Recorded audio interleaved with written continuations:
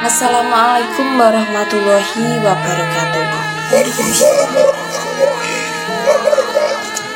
Selamat pagi teman-teman, salam sejahtera bagi kita semua. Rahayu, rahayu, rahayu. Ini sudah jam 3 lebih Mbah, dan sudah lama sekali saya dan teman-teman semua tidak mendengarkan Sabda Tomo oleh panjenengan atau dari panjenengan. Untuk itu, mumpung ada waktu longgar, saya mohon jenengan untuk bersedia bersabda tomo sebagai tambahan ilmu bagi saya dan teman-teman sekalian, Mbah. Ini terkait dengan situasi negara atau situasi alam atau situasi dunia, Mbah. Kita akan membahas situasi alam saat ini. Apakah apa yang terjadi ini ada kaitannya dengan zaman wis tuwa, Mbah? Teman-teman yang saya hormati dan saya muliakan, kita bisa menyaksikan sendiri situasi negara ini semakin lama semakin memanas. Setahu saya, dari kecil hingga tua ini, pemerintahan yang agak panas pada saat hari-hari ini, pada saat tahun-tahun ini, pada saat tahun 2024 ini. Saya melihat dari berbagai konten unggahan dari teman-teman, adanya pemilu yang sangat panas sekali dari kubu 1 ke kubu 2 ke kubu 3, adanya memancing kemarahan, memancing hujatan, dan memancing rasa dendam dan iri atau dengki. Sehingga kami sebagai rakyat juga sangat bingung sekali. Karena apa? Orang-orang yang dipilih di atas, seperti bulan yang lalu para paslon 1, 2, dan 3, pada saat debat saja sudah tidak nyaman atau tidak kondusif, karena di antara perdebatan itu kadang menyinggung perasaan masing-masing. Bagi yang menonton juga ikut bisa merasakan, walaupun itu hanya sebagai syarat sebagai calon-calon presiden dan wakil presiden.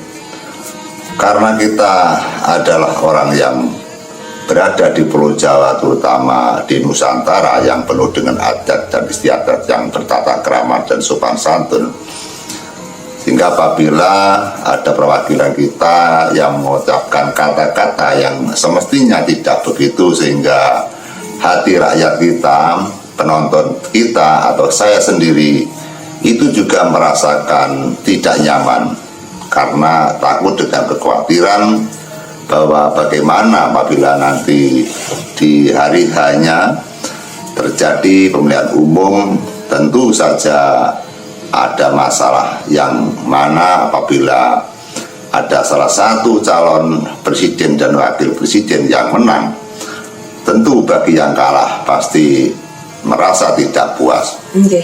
Namun kita hendaknya sebagai rakyat Indonesia, sebagai umat, bahwa kita adalah orang yang beragama, kita yang dididik dari kecil percaya kepada Allah SWT, percaya kepada Tuhan, dan penuh dengan kesadaran yang tinggi kita adalah manusia, bahwa kita sehendaknya apabila mengerti dengan ajaran-ajaran ketuhanan atau ajaran-ajaran ketakwaan, tentu kita harus berjiwa satria, berjiwa legowo. Memang semuanya adalah orang-orang yang terpilih untuk menjadikan patriot-patriot bangsa, pahlawan-pahlawan bangsa, sebagai perwakilan rakyat yang mana mereka ingin berjuang, ingin merubah Indonesia menjadi negara yang benar-benar berkehidupan yang baik, negara yang maju, rakyat sejahtera.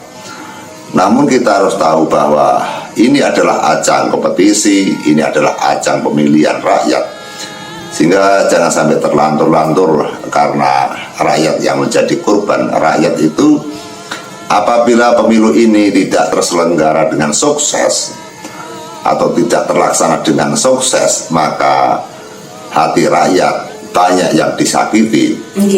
Sehingga namanya kita sudah berangkat untuk menjadikan atau sebuah acara yaitu dengan pemilu, kita harus mendapatkan presiden dan wakil presiden termasuk para menteri dan sebagainya.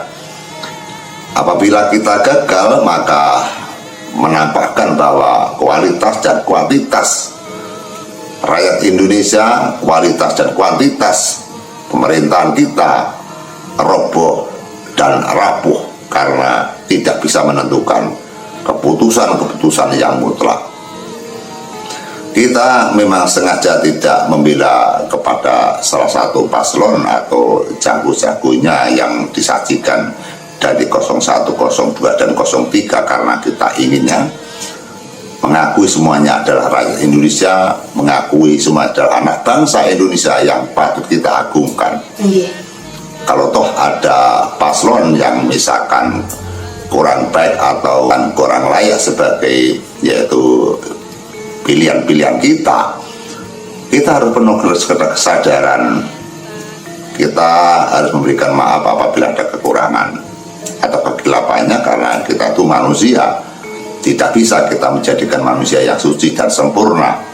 Kita melihat apabila kita punya pilihan idola siapapun, apabila mereka dikorek, yang sebenarnya pasti punya khilaf, pasti punya dosa, pasti punya kekurangan. Sehingga dengan itulah maka hendaknya kita harus menyadari, kita jangan sampai terlalu terporos atau terlalu tervakum atau terlalu berpikiran buruk kepada siapapun, misalkan menghujat kepada siapapun, karena kita lebih baik mengontrol diri daripada menghina dan menghujat pada orang lain. Orang yang baik adalah orang yang selalu berkacamata dirinya sendiri, sehingga mereka walaupun tahu buruknya orang, mereka tidak mengungkar, menjatuhkan, memalukan, agar mereka jatuh tersungkur. Karena kita berbahaya kalau kita mengelok-elok orang, kita menghujat orang, tiba-tiba ternyata kita sendiri adalah orang yang jahat, kita sendiri adalah yang murka, kita sendiri yang berniat jahat, kita sendiri yang berdosa. Apakah kita tidak malu kepada Sang Pencipta alam atau Allah Subhanahu wa Ta'ala? Kita bisa malu kepada orang, tapi lebih malu lagi kepada Tuhan Yang Maha Esa apabila sebenarnya niat kita adalah jahat. Sehingga dengan inilah saudaraku yang saya hormati dan saya muliakan, kita adalah orang Jawa. Kita ditinggali warisan daripada nenek moyang kita, agar kita selalu baik kepada orang, agar kita merendahkan diri. Faktor-faktor kesombongan itu sangat tidak terpuji, dan nenek moyang kita tidak suka dengan orang-orang yang sombong, karena orang sombong akan mendapatkan kesengsaraan. Orang yang sombong akan mendapatkan balasan dari Tuhan Yang Maha Esa. Hingga dengan hal itu maka kita harus tahu bahwa daripada kita mengontrol orang, mari kita berbenah diri agar semua menjadikan ikatan yang baik. Sehingga banyak sekali di masyarakat yang mengatakan negara situasi seperti ini, dari golongan A, B, C dan sebagainya, dari pembela A, B, C dan sebagainya, mereka saling menghina, bahkan mereka adanya menantang-nantang, bahkan mereka ingin mengajak perang dan sebagainya. Ini adalah alamat yang tidak baik, karena kita dijajah Belanda yang kian bertahun-tahun, seperti Jepang juga demikian. Kita ingin bebas, kita ingin merdeka, kita ingin merasakan betapa indahnya kita tanpa ada penjajahan, betapa indahnya kita bebas daripada peperangan. Namun setelah kita bebas dari perang, bebas dari penjajah, justru kita akan membuat sebuah opini agar terjadi perang, agar terjadi hal-hal yang menyusahkan rakyat kita. Tentu kita sebagai patriot bangsa, kita sebagai anak turunan daripada pribumi atau anak turunan dari negara Indonesia, kita selalu patuh kepada pemerintah, patuh kepada negara. Adapun ada pejabat atau ada oknum-oknum yang sengaja mereka menghancurkan masa depan rakyat, maka mereka bisa ditindak sesuai dengan kesalahannya. Sehingga seperti itulah kewajiban daripada kita kepada negara. Jika kita patutnya kita mendukung kepada kerja-kerja para pejabat kita, pemerintah kita. Apabila salah, tentu kita bisa mengajukan secara baik-baik tanpa ada hujatan, karena negara ini berdasarkan hukum. Kita lewat jalur-jalur hukum dan sebagainya, apalagi kita punya lembaga seperti DPR. Apabila kita tidak suka kepada pejabat, kita bisa mengajukan ke Dewan, atau kita bisa membuat surat terbuka yaitu sebuah konten atau dan sebagainya. Hingga jalur-jalur yang damai masih banyak sekali, sehingga kita jangan sampai membuat sesuatu keonaran yang ada di negara ini. Ini negara yang kita cintai, ini negara yang benar-benar kita dilahirkan di tanah pertiwi ini, hingga jangan sampai dikotori dengan niat-niat kita, yang mana negara ini akan menjadi negara yang hancur. Sehingga negara ini saat-saat ini, apabila kita lihat negara ini aman, masyarakatnya juga aman, orang bekerja masing-masing juga melaksanakan dengan baik. Adapun kemiskinan, kekurangan itu dimanapun ada, di negara besar pun juga ada. Bahkan negara Amerika, Jepang juga punya hutang yang sangat besar sekali, lebih besar daripada Indonesia. Sehingga kita harus tahu hal itu agar kita menyadari bahwa negara ini sudah tertata baik. Tidak ada negara yang menghancurkan rakyatnya sendiri. Tidak ada pemerintah yang akan membunuh kepada rakyatnya. Semua negara, semua pemerintah dimanapun selalu dan selalu ingin rakyatnya hidup mulia, tentram, damai, dan sentosa.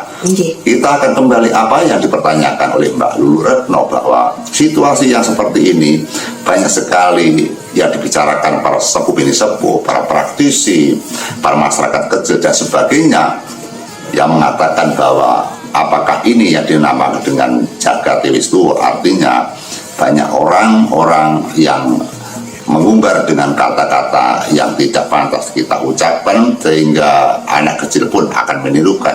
Bahkan ada anak kecil saja juga berani kepada presiden, berani kepada negara, masih kecil saja, apalagi nanti sudah dewasa seperti apa. Sehingga tata krama dan sopan santun di negara ini sepertinya akan tipis. Moral-moral yang dulunya kita agungkan sekarang sudah mulai menipis. Dengan inilah maka orang-orang mengatakan jagat Wistu, sehingga kita harus berhati-hati dalam hidup bernegara, berbangsa, bermasyarakat, karena negara yang sudah aman jangan sampai ini terjadi masalah yang sangat besar sekali. Peperangan bisa muncul tiba-tiba, itu yang perlu kita garis bawahi. Hingga peperangan bisa muncul tiba-tiba, baik peperangan dalam atau peperangan dari luar negeri. Peperangan pasti ada masalah, tanpa ada masalah tidak akan terjadi peperangan. Sehingga kita jangan bikin masalah, jangan ciptakan masalah, ciptakan rasa kasih sayang kepada sesama, kasih sayang kepada manusia, kasih sayang kepada umat, agar kehidupan ini mulia, damai, tentram, dan sentosa. Ada lagi yang bilang bahwa apakah dengan jagatnya yang sudah tua akan terjadi yang dinamakan kiamat sudah dekat.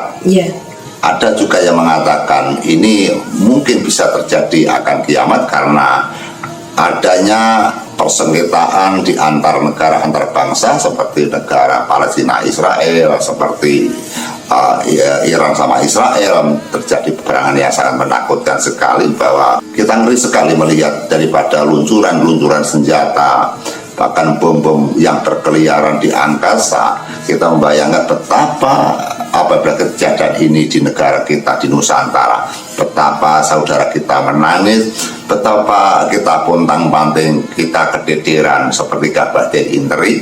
Kehidupan kita tidak tenang, hari-hari mencari keselamatan, mencari penonopan, mencari perlindungan. Sangat susah sekali apabila negara ini terjadi peperangan seperti Iran dan Israel. Maka dari itu, senyampang negara ini aman, senyampang negara ini damai, mohon jangan sampai diciptakan sebuah orasi yang berbentuk pertengkaran atau permusuhan, mari kita merangkul satu sama lain dengan tata cara kita hormat menghormati, berbaik pada orang, bertoleransi kepada seluruh aliran yang ada di Indonesia, baik agama dan sebagainya. Itu yang paling penting, karena ini bisa juga terjadi apa yang diucapkan dengan para sesepuh jagat sudah tumbuh.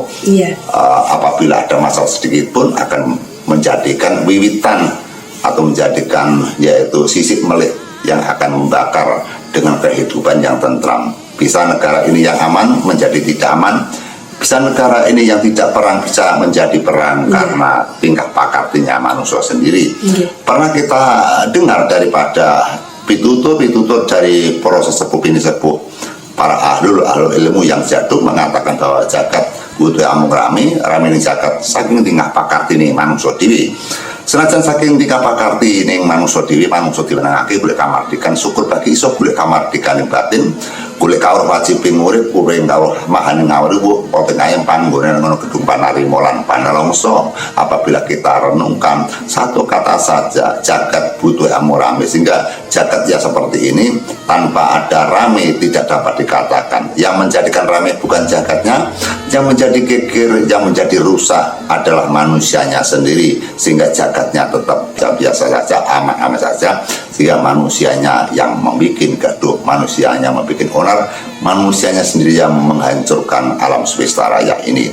Ada kata-kata jagat butuh amung rame ning jagat saking tingkah pakartining manusia dewi. Artinya hancurnya negara, hancurnya jagat, hancurnya alam semesta itu dari manusia.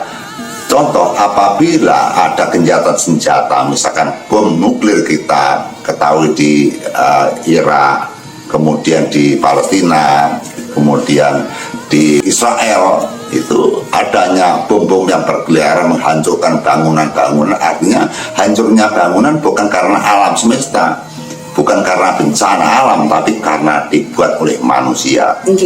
Seperti itu, sehingga jagat budaya rame ini jagat saking tingkah pakarti ini manusia dewi. Sehingga benar dari hancurnya jagat ini dari tingkah pakartinya atau pekerjaannya, dari perilakunya manusia sendiri, bukan dari mana-mana. Ini yang kita takutkan, sehingga misalkan tidak terjadi kiamat kian ini, terjadilah yaitu gencatan senjata, terjadilah hancurnya alam ini dikarenakan daripada kecanggihan senjata yang mutakhir, daripada kepintaran manusia, sehingga mereka mengeluarkan andalannya, mereka mengeluarkan senjatanya, yang akhirnya kita hanya memburu dengan nafsu kita, yang akhirnya rakyat menjadi korban, manusia yang menjadikan korban, dan alam semesta menjadi hancur. Ini karena daripada otak manusia yang canggih, otak manusia yang pintar, tapi pintarnya orang itu menjadikan keblinger, akhirnya menghancurkan diri kita sendiri, menghancurkan negara kita sendiri,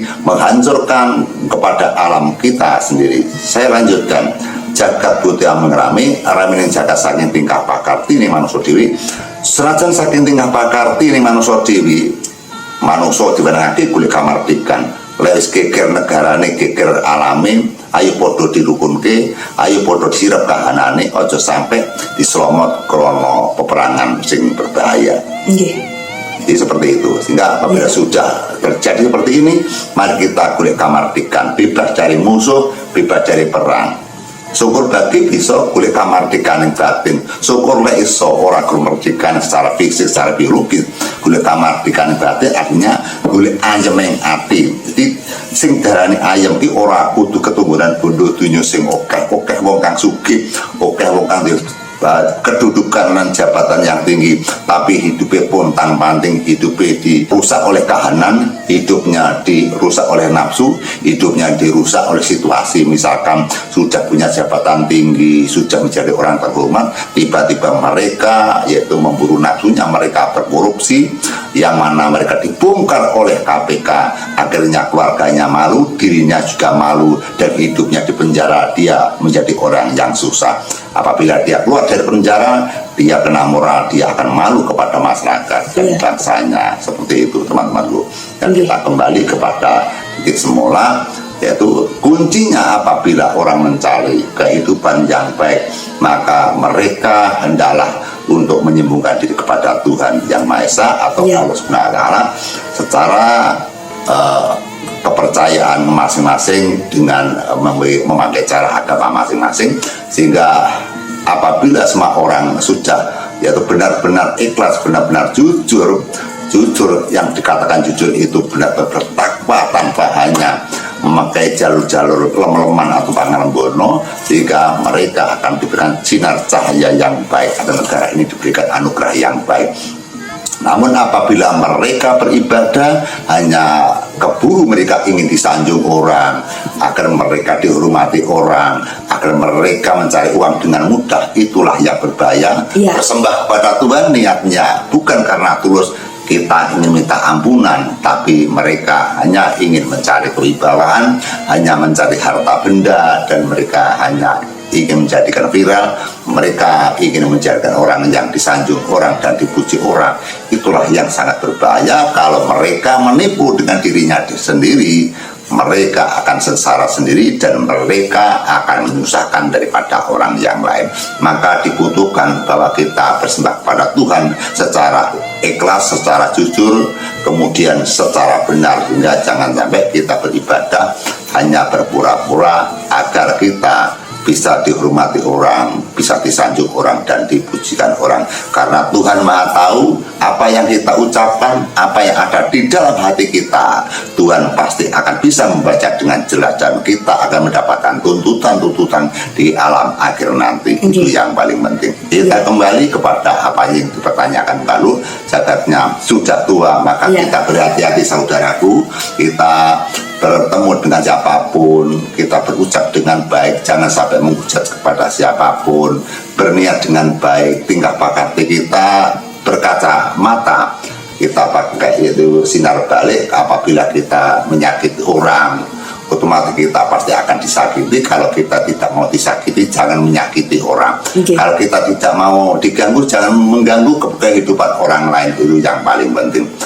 Tentu kita juga tahu bahwa kita mudah untuk berbicara, teman-teman. Kita mudah bersabda tomo, kita mudah bercerita, tapi kita sulit untuk menjalankan. Setidaknya kita punya rem-rem tertentu agar kita selalu ingat dan ingat apabila apa yang kita lakukan ini selalu berdasarkan dengan aturan-aturan, yaitu ibadah kita atau ketakwaan kita kepada Tuhan. Tentu kita tidak terlalu lepas jauh. Bila kita berdosa, tidak terlalu dalam dosanya, karena kita selalu ingat patuan-patuan kita. Kita tahu rasa pangrasa kepada orang. Apabila kita menyakiti orang, bagaimana kita disakiti, otomatis kita pasti juga ikut sakit hati. Ya, jangan menyakiti orang. Apabila kita tidak mau disentuh orang, apabila kita tidak mau disindir orang, apabila kita tidak mau dihujat orang, kita jangan menyindir orang, kita jangan menghujat orang. Seperti halnya kita sendiri adanya pemilihan umum, kita sengaja tidak membela kepada salah satu paslon yang tertera, namun kita punya pilihan tersendiri yang tidak mungkin kita utarakan kepada saudara-saudara kita. Apabila kita utarakan pilihan saya ini, saya ketakutan ada yang tidak cocok, pasti nanti kita akan ada keretakan hubungan kita, hingga kita memiliki rahasia tertentu. Yang penting niat kita adalah membantu pemerintah memilih secara benar agar negara ini memiliki presiden dan wakil presiden, sehingga kita kembali jagat yang sudah tua. Kita harus berhati-hati sebelum terjadi hal yang tidak kita inginkan, maka kita teman-teman. Jadi itulah sabda Top Mbah Gendel terkait dengan situasi alam saat ini. Memang jika kita amati itu seperti di luar kendali, Mbah ya.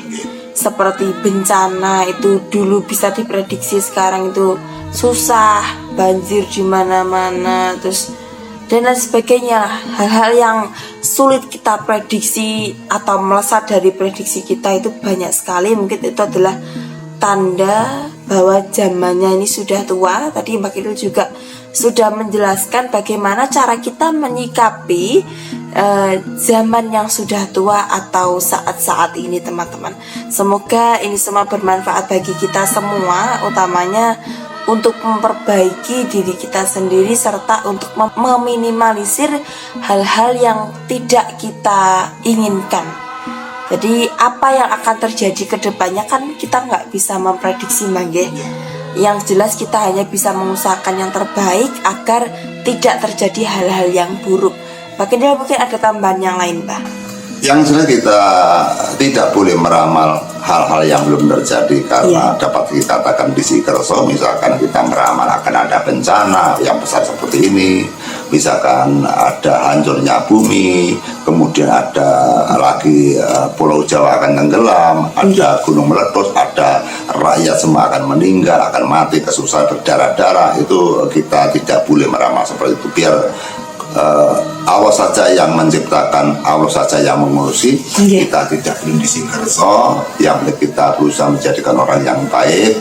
Karena kalau kita meramal atau memprediksi yang nanti akhirnya salah, kita juga akan malu dan ditertawakan orang. Apabila itu ramalan kita benar, maka itu seperti halnya kita ngungkuli garis kangkawoso, artinya kita ngisi kerso, tetap kita tidak baik. Yang baik kita hanya berdoa semoga apabila ada hal-hal yang tidak kita inginkan, kita bisa dihindarkan, dan semoga Tuhan akan memberikan keselamatan kepada saudara-saudara kita, kepada negara kita, semuanya diberi keselamatan oleh Allah, sehingga kita tetap seperti ini, hidup yang bahagia, hidup yang nikmat, saling hormat menghormati, itu yang paling penting. Hindari peperangan, hindari penghujatan, hindari fitnah, dan hindari perilaku yang menciptakan dosa dan menyakitkan orang. Itu yang paling penting, Mbak. Ya teman-teman, jadi itulah Sabda Tomo Mbah Kendil atau sebagai siraman serta tambahan ilmu pengetahuan bagi kita semua secara batin. Semoga ini bisa bermanfaat bagi kita semua. Ada kurang lebihnya kami mohon maaf yang sebesar-besarnya teman-teman. Niat kami membuat video seperti ini adalah sekedar untuk menambah ilmu pengetahuan, karena kita tahu bahwa Mbah Kendil ini kan juga buka praktek paranormal sejak tahun 1990 Mbak. Tentu pengalaman demi pengalaman yang sangat luar biasa banyaknya ini bisa kita ambil teman-teman. Jadi yang namanya pelajaran kita bisa mengambil dari pengalaman diri kita sendiri serta pengalaman dari orang lain. Semoga ini bermanfaat teman-teman. Sampai jumpa di video kami yang selanjutnya. Wassalamualaikum warahmatullahi wabarakatuh. Waalaikumsalam warahmatullahi wabarakatuh. Ngerai kambilani, amin ya rabbal alamin.